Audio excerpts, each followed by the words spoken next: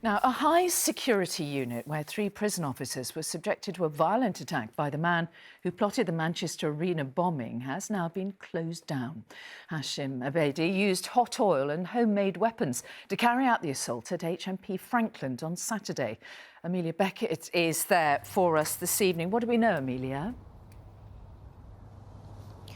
Mary, Hashem Abedi was in a separation unit here for dangerous and extremist prisoners when that attack took place on Saturday, in which 3 prison officers were injured, one of whom remains in hospital. Now the unit is a crime scene which we understand has been completely emptied of prisoners, with Abedi, who is the brother of the Manchester Arena suicide bomber, being moved to the high security prison in London, Belmarsh. Now, counter-terrorist officers have been on site here to try and establish what happened, although we understand this isn't yet being treated as a terrorist incident.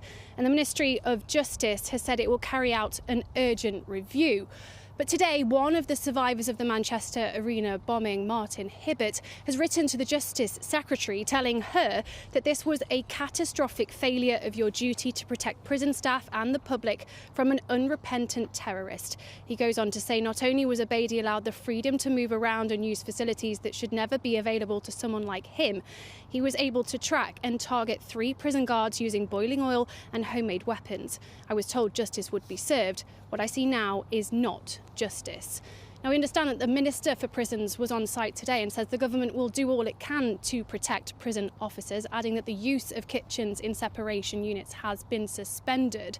But this isn't the first time that Abedi has attacked prison officers, and for the families of the Manchester Arena bombing, they say they want answers quickly as to what went wrong here. OK, Amelia Beckett in County Durham, thank you.